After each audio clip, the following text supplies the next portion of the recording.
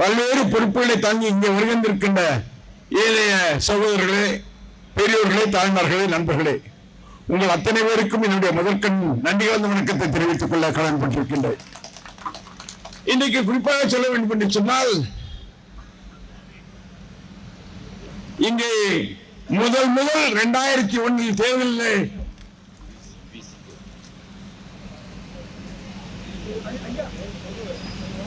வருகின்ற விடுதலை சிறுத்தையினுடைய இனிய நண்பர்களே, இன்றைக்கு குறிப்பாக சொல்ல வேண்டும் என்று சொன்னால் 2001 தேர்தலிலே நான் சட்டமன்ற தேர்தலிலே போட்டியிட்டேன். அப்பொழுது போட்டியிடுகின்ற போது சொன்னார்கள், இவன் மதுரையில் இருக்கின்றால் இவன் ஜெயித்து விட்டு அப்படியே போயிடுவான் அப்படின்னு சொன்னாங்க.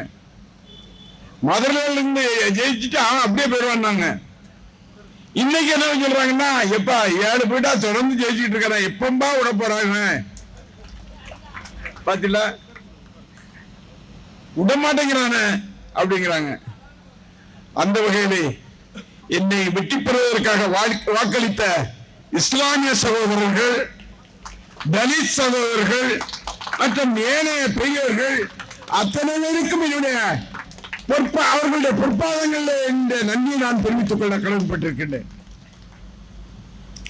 இன்றைக்கு குறிப்பாக சொல்ல வேண்டும் என்று சொன்னால், எவரையோ ஆட்சிக்கு வந்துவிட்டு எதோ பேச வேண்டும் என்று நினைக்கிறார். இன்னும் 4 மாதம் தான் இந்த ஆட்சி இருக்கும் என்பதை நான் சொல்லிக் கொள்ள கடமைப்பட்டிருக்கின்றேன்.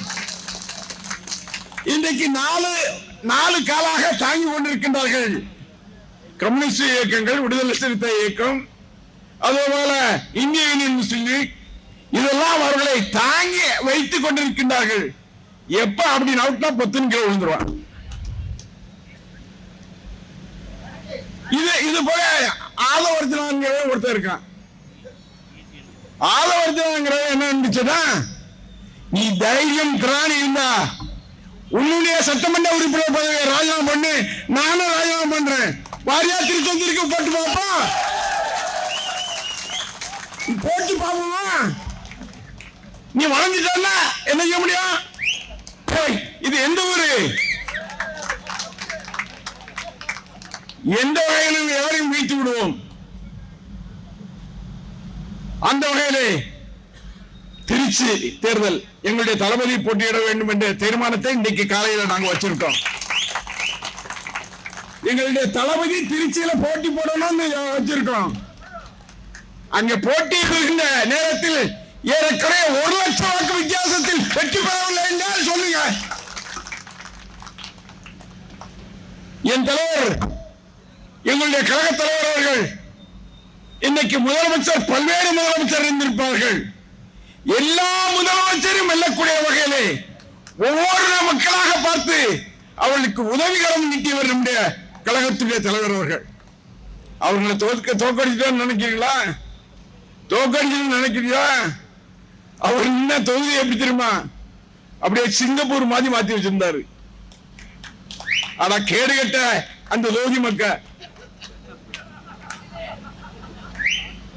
நினைத்து பார்க்க முடியுமா?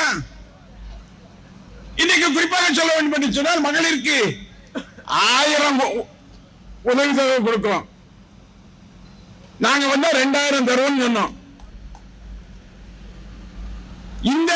இன்றைக்கு முதலமைச்சராக இருக்கின்ற முதலமைச்சர் நாங்க வந்தா 2500 கொடுப்போம் சொன்னான். நீ 2500 கொடுத்திருக்கணும்ல.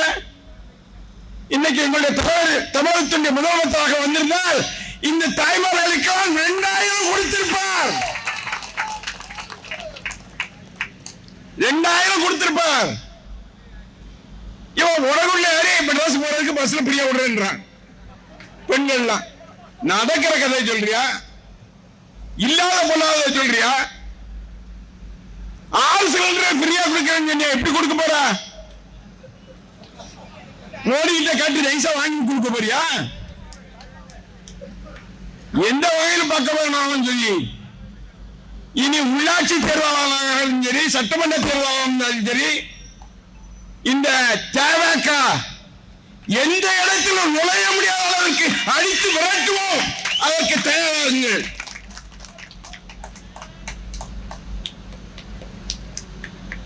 அந்த வகையிலே இன்றைக்கு பொதுமக்கள் தெளிவாக சிந்திக்க வேண்டும்.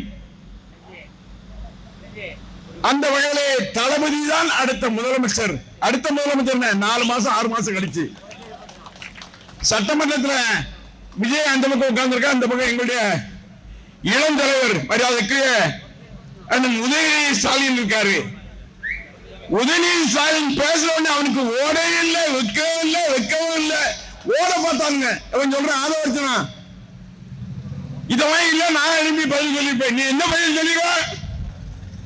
லாட்டி சீட்டு விற்கணும் பாக்கியா? தமிழ்நாட்டில் லாட்டி சீட்டு விற்கணும் பாக்கியா? லாட்டரியில கொள்ளடிக்கின்ற பாவி இந்த ஆதவர்ஜனா. அவன் இன்றைக்கு பேசுறான். அவன் தான் அவனுக்கு இப்ப கொடுத்திருக்காங்க, நிறைய பொறுப்பு கொடுத்திருக்காங்க கொள்ளடிச்சிட்டு போறதுக்கு. எந்த காரணத்தை நீ நினைக்கிற 2000 கோடி அடிச்சுட்டு உடனே தேர்தல் செஞ்சு போங்கிற திட்டத்தில் இருக்கீங்க. அது நடக்கவே நடக்காது. அது நடக்காது. அந்த வகையிலே விஜய் உட்கார்ந்து போது பாவம் சட்டமன்றத்தில் நாங்க பார்க்கும்போது எங்களுக்கே இதா இருக்கு. கண்ணை மூடிட்டு ஏதோ வாயில போட்டிருக்காரு. இவனை சுத்தி புசி ஆனந்த் ஒரு சீட்டுக்கு 5 கோடி ரூபாய், அடுத்து 3 கோடி ரூபாய், அடுத்து 2 கோடி ரூபாய், 50 லட்சம் இருந்தாலும் ஒரு சீட்டு. அட பாவி, சீட்டே விற்கிற பையன் புசி ஆனந்த் அவன் வழங்க முடியுமா? நீ யாருக்கெல்லாம் படம் வாங்குறாங்க புள்ளி வரமா சொல்லுவா? ஆர்எஸ் முருகங்கிற காரவட்டிக்காரன் திருநெல்வேலிக்காரன் நீ எவ்வளவு வாங்கினா? எத்தனை கோடி? 4 கோடிப்பா. இப்படி எல்லாத்தையும் காசு வாங்கிட்டு சீட்டு கொடுத்திருக்கான்னா அவனுக்கு தெரியுமா? லாட்டரி சீட்டு கள்ள லாட்டரி சீட்டு விற்கிறவனும் கஞ்சா விற்கிறவனும் இன்றைக்கு சட்டமன்ற உறுப்பினராக உன் கட்சியில வந்திருக்கான. யோக்கியமா பேசுறியா? பெண்கள் எல்லாம் பாதுகாக்கப்படுறேன்னு சொல்றிய. முதல்ல உன்னுடைய மனைவிக்கு நீ பதில் சொல்லு. உன்னுடைய மகனுக்கு பதில் சொல்லு. நீ அமைச்சராக முதலமைச்சராக பதவியேற்றிய உன்னுடைய மனைவி வந்தாளா? இல்ல உன்னுடைய மகன் வந்தாளா? இப்பேற்பட்டவன் தமிழகத்துடைய முதலமைச்சராக வந்திருக்கின்றார் என்று சொன்னால் தமிழகம் கெட்டுவிட்டது, அழிந்து விட்டது என்று நான் சொல்ல வேண்டும்.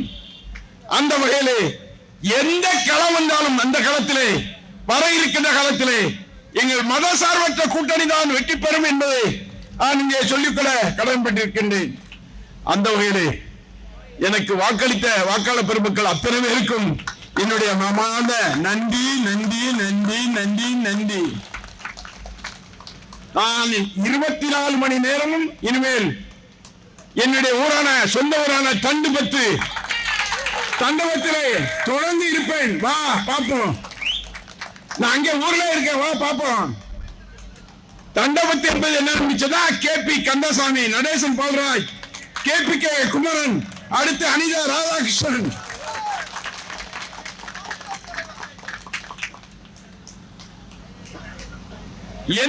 எந்த பிரச்சனைனாலும் வாங்க வாங்க, நம்ம அரசு வாங்க, எதையும் உங்களுக்கு செய்து தருவேன், உறுதியாக செய்வேன் என்று உறுதியை சொல்லி எந்த இடர்பாடுகளையும் சந்திப்பதற்கு நான் தயார். நீங்கள் தயாரா என்ற கோரிக்கையை வைத்து நன்றி கூறி விடைபெறுகின்றேன். நன்றி வணக்கம்.